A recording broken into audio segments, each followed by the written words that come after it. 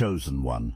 The bet that was placed on your downfall has officially been lost because you're a lot tougher to crack than originally thought, and you crushed their psychological manipulation by simply remaining unshakable in your purpose.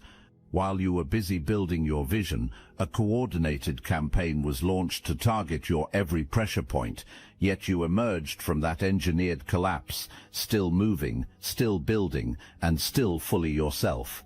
Now that failed attempt at suppression has become the very soil that is fueling a growth they cannot stop, proving that your inner strength is a force with no off switch and no ceiling. Before the game started, there was a version of you simply moving forward, not perfectly, not loudly, not with an audience cheering you on. You were just moving with a quiet, steady, almost stubborn sense of direction. You carried something inside you, a pull, a knowing, a low hum that refused to go quiet no matter how much noise surrounded it, and that something kept pointing you toward a life that felt bigger than your current circumstances. You had a dream that felt too large for where you were standing, and a purpose that kept tapping on the inside of your chest even when you tried to be sensible and ignore it. And you kept moving toward it anyway. That is the detail that matters most, not the size of the dream, not how clear the vision was, not how confident or prepared you felt at the time. The detail that matters is that you were moving, because movement draws attention, and not all attention is celebratory. Some attention is predatory. The specific kind of predatory attention that is drawn to purpose-driven people is not random. It is targeted, calculated, and it always arrives wearing a face you trust. There's something else worth naming about who you were in that season. You were generous. You were open. You extended trust and goodwill, and the kind of access that comes naturally to someone who is not operating from a defensive posture. You were not naive.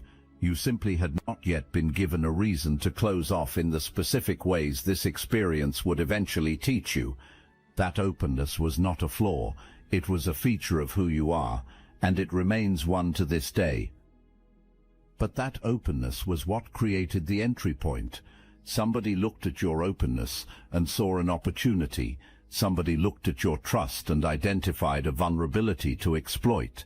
Somebody looked at your generosity and decided it was a resource to drain rather than a quality to honor. What that decision revealed is everything about the person who made it and nothing about you.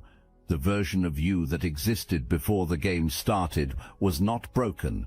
That version was whole, purposeful, and moving with an honesty that cost something, as honesty always does. And the version of you that exists on the other side of all of this is not a sadder or more guarded version. It is a wiser one, a version that carries the same generosity and openness, but now holds the discernment to know where those qualities are safe to invest. Pay close attention to what started shifting in your life right around the time things started clicking for you. Right around the time the dream started getting closer to real. Right around the time your confidence was building and your vision was sharpening.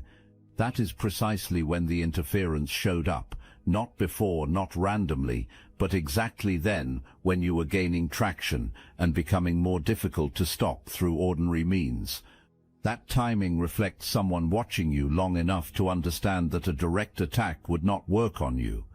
You are too grounded for obvious tactics, too aware, too spiritually connected to be taken down by anything loud. So the decision was made to go subtle, to go internal, to turn your own mind into the most effective weapon against you. That quiet, strategic, cowardly decision is where this whole thing begins. Here is how it started, so slowly that you almost cannot point to the beginning. One comment. It was delivered casually, maybe even wrapped in what looked like genuine concern. I just want you to be realistic. Or maybe it came softer, harder to argue with. You know I believe in you. I just don't want you to get hurt. The seed goes in. You do not feel it land. You file it somewhere in the back of your mind and keep moving. Then another one arrives, a little heavier this time. People like us don't usually make it. Doing things like that. People like us, 2 words doing enormous damage very quietly. With those 2 words, you are already categorized, already capped, already written into a script that ends before it gets interesting. You shake it off and keep moving, then come the comparison drops. Another person gets lifted up specifically in front of you, not to celebrate that person, but to measure you against them and make sure you understand you are coming up short. The implication never gets said out loud, because it does not have to be. It plants itself on its own, and then, once enough seeds are in the ground and starting to take root, the maintenance begins.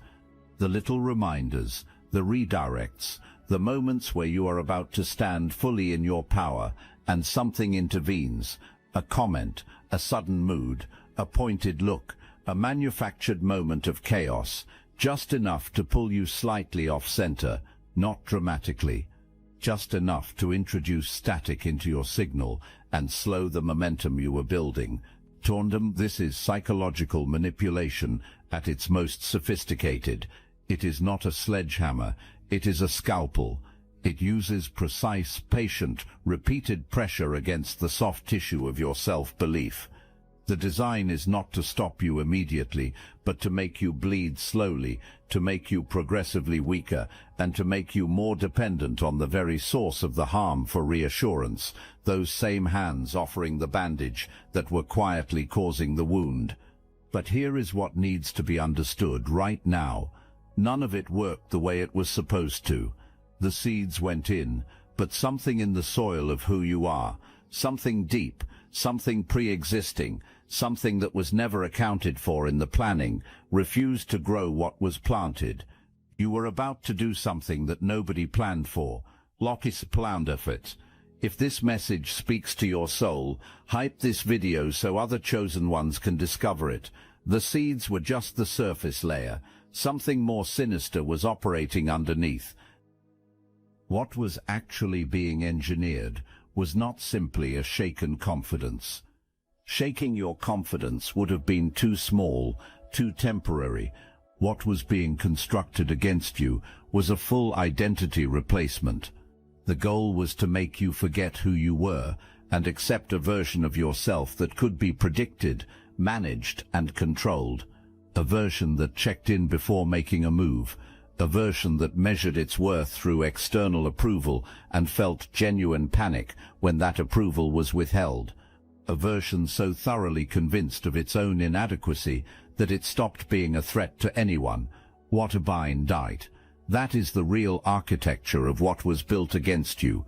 One identity replacement does not happen through one dramatic event. It happens through accumulation, through the slow, patient erosion of the specific qualities that make you who you are. Your directness gets labeled aggression. Your sensitivity gets labeled weakness. Your ambition gets labeled arrogance. Your discernment gets labeled paranoia. Your boundaries get labeled selfishness. Every quality that is actually an asset, every trait that is actually part of your divine assignment, gets systematically relabeled as a flaw that you need to correct. Oftentimes, you start doing the work yourself. You begin self-editing, shrinking the qualities being targeted, performing a softer and smaller and more palatable version of yourself. Not because you believe in that version, but because you have been conditioned to believe the real version is too much, is broken, is the reason things keep going wrong in your life. That is the trap. Your own voice gets weaponized against you, and your own self-awareness, the very gift that was designed to protect you, gets turned into a tool of self-destruction. But here is what the whole operation failed to anticipate. You cannot fully replace someone who is called. You can layer over the identity. You can pile on enough noise and manufactured self-doubt to muffle it temporarily, but the calling keeps breaking through, like a signal that refuses to die, no matter how much interference is stacked on top of it. The real you, the purpose-carrying, chosen, divinely assigned you, does not go quiet simply because someone needs it to. And they really didn't expect us to keep talking. You've noticed it. Chosen one channels disappearing, videos pulled, voices scrubbed from the platform. The mainstream media is cracking down on us. But we will not give up our voice. And now we have something they truly can't: silence. The technology used to suppress consciousness has been reverse-engineered, and Destiny Engine is the result. What was once used against humanity is now your ascension weapon. Join Destiny Engine and you're supporting your favorite channels while leveling up yourself at the same time. It's a 360 win. You can now MK Ultra yourself into 5D superpowers. Destiny Engine bypasses the conscious mind and rewrites the source code directly. Reality bends faster. Synchronicities stack. Your nervous system upgrades to a higher bandwidth. Put on headphones, press play, that's all. For $7, you switch sides of history. Click the link in the description. The takeover is internal. When the quiet approach started losing ground, things escalated. The seeds were not taking the way they were supposed to. You kept moving. You kept creating. You kept showing up in ways that made the dream more real, not less. And that progress, each small visible piece of it, became a problem that needed to be solved. So the strategy shifted. The volume went up, the pressure became less subtle, and the approach became far more direct. The arguments started, and these were not normal arguments. These confrontations had a setup, a trigger, a deliberate escalation pattern, and a predetermined destination. They were not organic conflicts arising from genuine disagreement. They were engineered situations designed to deliver you to a specific emotional state, confused, destabilized, reactive, where you would be most likely to do something irreversible, say something you could not take back, or make a decision out of emotional chaos that would take you a long time to recover from. What came at you was rehearsed. The lines were thought through in advance. The angles were prepared. The likely responses to your responses were already mapped out. When the argument started, you were improvising against a prepared script, and you did not know that, but it was happening. Presence became a weapon. Volume became a weapon. The deliberate act of standing over you, of taking up more physical or emotional space, of using size or authority or energy as a tool of intimidation, all of it was calculated. The hope was that you would crumble under the combined weight of the manufactured doubt already living in your head, and the escalating external pressure bearing down on you from the outside. You will never find anybody better than me. Planted like a flag directly into the center of your self-worth, you will never build something like this again. You need this. Without this, the dream dies. You are nothing special on your own. That was the moment the entire campaign had been building toward. The goal was your surrender, the moment you would stop trusting yourself and hand the wheel over to whoever engineered the chaos. Timorton, here is where everything turns. You did not surrender. Something cracked, just not in the direction that anyone had planned. Timortons. There was a moment, and you know the one. Maybe it arrived quietly, as a sudden stillness in the middle of everything, where things became unusually clear. Maybe it arrived through one specific word, one specific move, one specific thing that landed wrong and tripped something in you that had been building for a very long time. However it arrived, and in that moment, the fog lifted, the noise went quiet, and you saw it, all of it. At once, all of it. The seeds, the comparison drops, the manufactured arguments, the staged confrontations, the planted lines about your limitations. The entire architecture became visible all at once, the way you see a trick, the moment the mechanism is explained. Not with confusion, with total, crystallizing, irreversible clarity. And you named it out loud. You did not crumble, you did not run, you did not absorb it in silence. You stood in the middle of everything that had been built to destroy you, and said with your actual voice exactly what was happening. You called the manipulation by its name. You called the gaslighting by its name. You said what you saw, clearly and directly, without asking anyone for permission to say it. That is not a small act. That is the act. That is the single move that dissolves an entire operation. What needs to be understood about psychological manipulation is this. It runs entirely on your not seeing it. The moment you see it clearly and name it out loud, the mechanism stops functioning, the architecture collapses, and the person on the other side is exposed, not just to you, but to themselves. They were standing in the wreckage of a plan that just failed in real time, facing someone who refused to perform the role of a target. The jot out lied with Danet Uedinkenoft. The moment it be powerful fine, Honskuli thought of kot yomukamich to den commanding. Someone operating from genuine strength does not flinch when the truth is spoken plainly. Someone with nothing to hide leans in and engages. But manipulation depends entirely on your confusion. The moment your confusion was removed, the moment you stopped performing the role they needed you to play, the power dynamic shifted completely, and what was left standing was not the manufactured version of you they had spent so long trying to install. Wastewood's you, the real one, unedited, unbroken, still here. Wastewood. Here is something that nobody tells you about psychological warfare.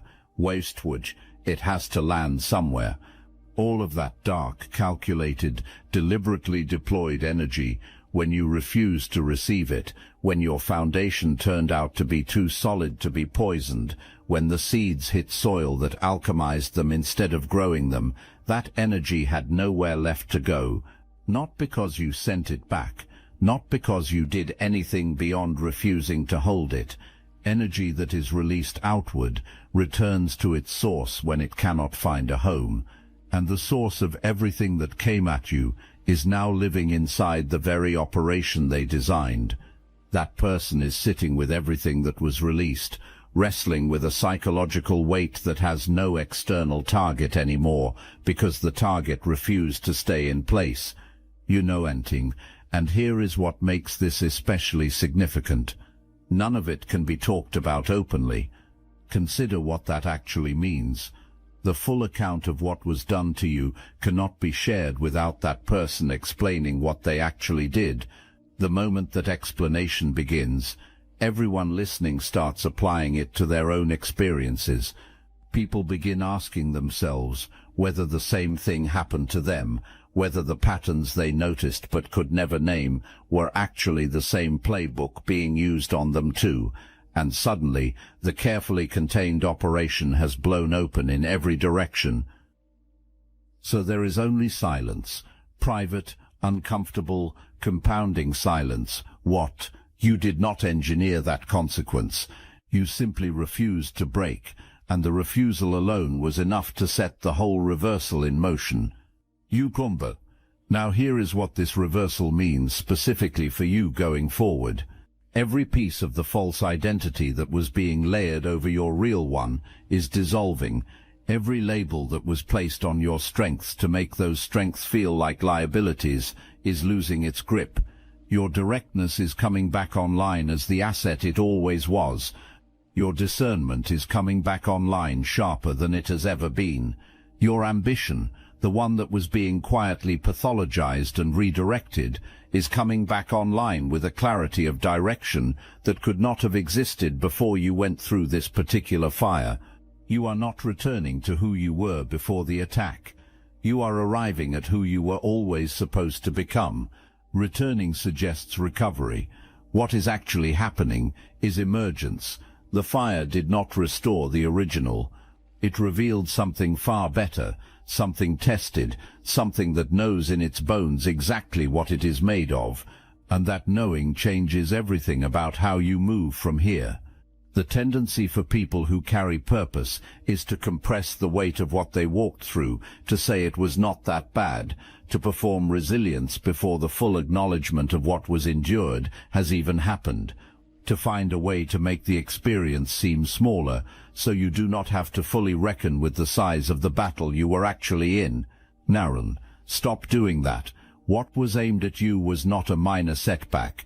The intentional, premeditated, sustained campaign against your mind, your confidence, your sense of self, your dream, that was an assault. The fact that it left no visible marks is not evidence of its smallness. Psychological damage does not appear on the surface. It lives in the nervous system. It lives in the moments of self-doubt that seem to arrive from nowhere. It lives in the voice that sounds like yours but says things you would never say to someone you loved. Give yourself the full credit for what you carried. Give yourself credit for the seasons of sitting with doubt that was not yours but felt completely real. Give yourself credit for the mornings you had to convince yourself to keep going against a current of manufactured hopelessness. Give yourself credit for the times you second-guessed your own instincts because so much work had gone into convincing you that your instincts could not be trusted. You carried all of that, and you kept showing up anyway. You kept creating, building, and moving forward, even when the movement was slow, even when you could barely see where you were going. That is not ordinary endurance. That is what happens when purpose gives you a tolerance that ordinary ambition could never sustain. You were not surviving this alone. You were being held by something that does not run out, does not withdraw, and does not negotiate with human agendas. The fire was real, and you walked through it without burning. That is not luck. That is covering, and here is what is worth sitting with. The periods that felt most like stagnation, the seasons where you could not measure any visible progress, where the dream felt distant and the pressure felt unrelenting, those seasons were not wasted. Those were the seasons where your root system was going deeper, where your foundation was being laid in the dark, beneath the surface, in ways that did not show up in any external metric, but were absolutely essential to what you are about to build. You could not see it then. You can see it now. Every painful season was doing something. Every moment of doubt that you pushed through anyway was adding to an internal infrastructure that no external attack can reach. And that infrastructure, that deep, quietly assembled, battle-tested foundation, is exactly what you are standing on right now, not the comfortable version of yourself, the real one, the version that went through something specifically designed to destroy it, and came out the other side still intact, still purposeful, still pointed toward everything that was placed inside you, before any of this ever started. Somewhere right now, there is a person sitting very still, not at peace, still in the way someone goes still when they are watching something they cannot stop and cannot look away from. On the edge of your world, through a screen or a mutual connection or whatever thin channel still provides a line of sight into the life that was supposed to have been derailed, your life is moving in exactly the direction the whole operation was designed to prevent. You are being watched.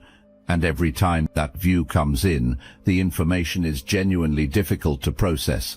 Lord, you are healthier, you are freer, you are more yourself than you were during the season when the pressure was at its heaviest. You are more creative, more alive, more in alignment with the purpose that was supposed to have been extinguished. Twice, this does not compute for someone who invested so much in stopping you. The calculation keeps running, and the result keeps coming back wrong. Everything that was poured into your collapse, the time, the strategy, the sustained focus, the deliberate cruelty disguised as something else, all of it was aimed at one outcome, and the outcome never arrived. Twice, what is happening instead is the opposite, and the opposite is fully visible, undeniably and continuously visible. Ofti-Seer, here is what you are learning from this, even if you have not yet put the full label on it. The size of the opposition you attracted has always been a measure of the size of what you carry. People with small intentions do not build elaborate, sustained psychological operations against people they genuinely believe are beneath them. You only bring that level of effort and architecture to a threat you are already afraid of losing to. The opposition was a compliment in disguise, a dark one, a painful one, but a compliment. You were seen as a force worth stopping, and that force that was being targeted is exactly what you are just beginning to understand the full dimensions of. Here is what needs to land completely. You walked through a campaign that was specifically designed to end your forward movement, and your forward movement did not end. That is not luck. That is evidence about the nature of what you carry and how deeply it is rooted. Purpose that survives that level of intentional opposition is not fragile purpose. It is anchored, tested, and proven, the kind that does not require ideal conditions to keep going, the kind that grows in the dark because it was never dependent on comfortable circumstances to begin with. Every day you kept building during the pressure was a day you were demonstrating to yourself and to something far bigger than this situation exactly what you are made of. You were not just enduring, you were proving, and that proof is now part of your permanent record. Nobody can revoke it. The proof has been made. You did not plan this, but your refusal to break sent a signal outward into every space connected to your life. People who had been in proximity to the same source, people who had felt the same subtle undermining, who carried their own planted doubts without fully understanding where those doubts came from, those people are now recalculating. Your visible survival is giving them a framework they never had before. It is giving them a way to name what they experienced, a mirror that reflects back a pattern they could feel but could never quite put language to. You did not have to say a single word to them directly. Your standing spoke for itself, and your survival did something else, something that belongs specifically to why you are tougher to crack now than you have ever been.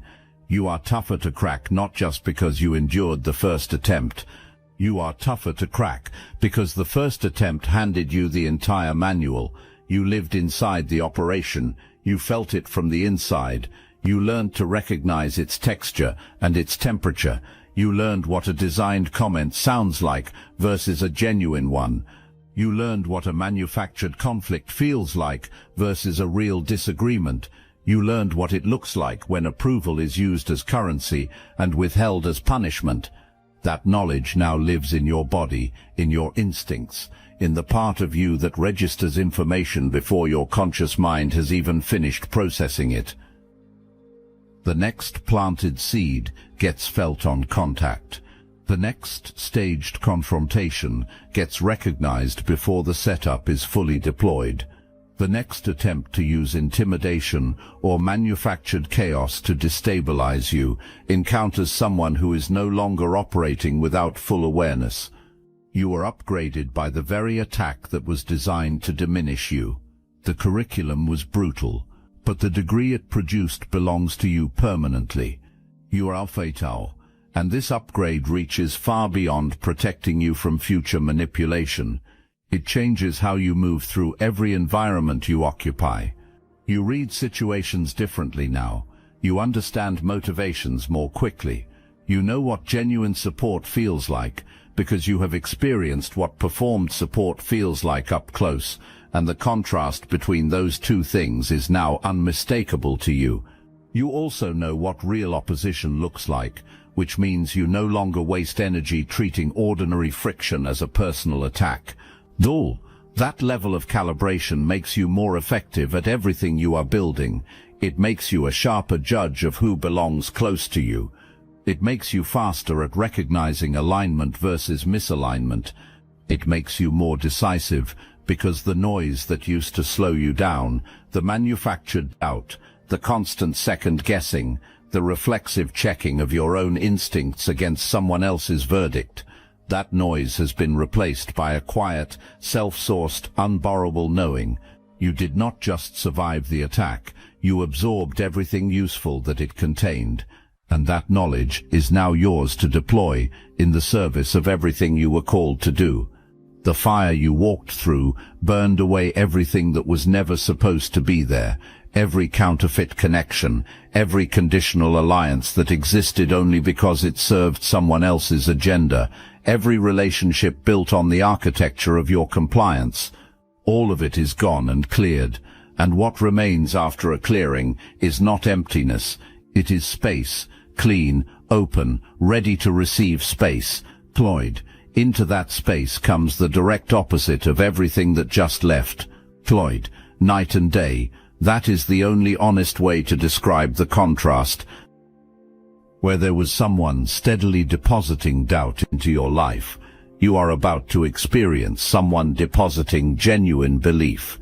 Not the conditional kind that evaporates the moment you stop performing for it, but the kind that shows up for the vision before the vision is proven. The kind that looks at what you are carrying and says, without hesitation, that it is worth standing next to. Doubt. Where there was manufactured chaos, genuine peace is available to you now, not the absence of challenge. That is not what peace actually is. Peace is the presence of something steady underneath every challenge. It is a foundation built from honest material, by people who have honest intentions toward you. Where there was someone using their presence to make you feel small, people are now moving toward you, who find your size inspiring rather than threatening. People who want more of you, not a reduced version of you.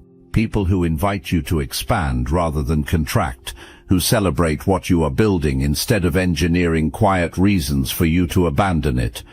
Some of the people who were warned against you, people who were deliberately positioned away from you by the same force that ran the operation against you, those people are no longer listening to the warning. The evidence of your life has become louder than any narrative built against you.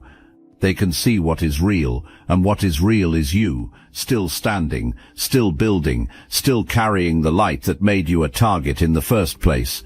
What was designed to isolate you is in the process of assembling your people. This is also the moment to acknowledge something important about what you need to do with this new season. The energy shifting in your favor does not mean everything becomes effortless. What it means is that the interference has been cleared, the static is gone, the manufactured obstacles and the psychological weight that was draining your focus before you even got to the actual work that is no longer part of the load you are carrying. The creative output, the business, the calling, the contribution, the thing that was placed in you long before any of this interference began, and now you get to move toward it, without someone actively working to redirect you away from it at every turn. That is a fundamentally different experience. Use it with full intention. Pick up what was set down, return to what was paused, not with the weight of someone trying to make up for lost time. There is no lost time when a season served a purpose, but with the clean and unencumbered momentum of someone whose path has been cleared and whose direction has been confirmed by everything they just walked through. The green light is on. It has been on. You just had to get through the season that was designed to convince you there was no road ahead. Wind went into that season of pressure carrying a dream, a calling, and a divine assignment that somebody decided needed to be permanently destroyed. Every tool in the psychological manipulation playbook was deployed against that assignment, and not one of those tools accomplished what it was sent to accomplish. The doubt that was planted in your mind grew into the root system of an unshakable self-knowledge. The manufactured arguments grew into a vocabulary that lets you identify manipulation the moment it enters the atmosphere around you. The pressure grew into the kind of muscle that does not fold under weight. The dark seasons grew into the wisdom of someone who knows how to generate their own light independently and reliably, regardless of external conditions. Spirit. Everything that was brought against you, you turned into something permanent and useful, not because suffering is noble in itself, because you are alchemically built, because chosen ones do not absorb destruction, they transform it. The input was death, the output is a garden. And here is the final piece that closes everything. The person who poured all of that time and energy and strategy into your downfall built nothing of their own during that season. Every seed they had was spent on you. Every creative and strategic resource was directed towards stopping you, and the attempt failed. So what remains on their side is not just the failure, it is the emptiness of a season spent entirely on destruction with nothing to show for it. No harvest, no growth, no garden of their own. You have the flowers, you have the discernment that no comfortable season of life could have produced in you. You have the tested, proven, fire-forged confidence of someone whose purpose survived intentional opposition and came through completely intact. You have the knowing, the specific, deep, unborrowable knowing of someone who went all the way through the dark and discovered that the light waiting on the other side was their own all along. You are a lot tougher to crack than originally thought. You are a lot more rooted than anyone calculated. You are a lot more covered than anyone planned for. The attempt to collect you came back empty-handed. The manipulation that arrived to rewire your mind found the wiring far too strong. The seeds of destruction that were planted in your soil grew into something that now belongs to you for the rest of your life. Not quietly, not while checking over your shoulder to see whether it is permitted. Rise into the full size of everything you were always meant to be.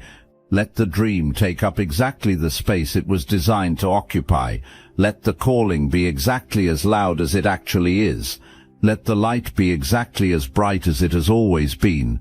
Stop negotiating your own visibility with people who were never going to celebrate it. You were supposed to be buried. You were planted instead, and chosen one. Everything that is planted in divine soil, watered by divine purpose, and tended by divine timing, grows exactly as large as it was always meant to grow. No permission required, no approval needed. Just you, your purpose, and the garden that grew where someone else planted the grave. Go tend it.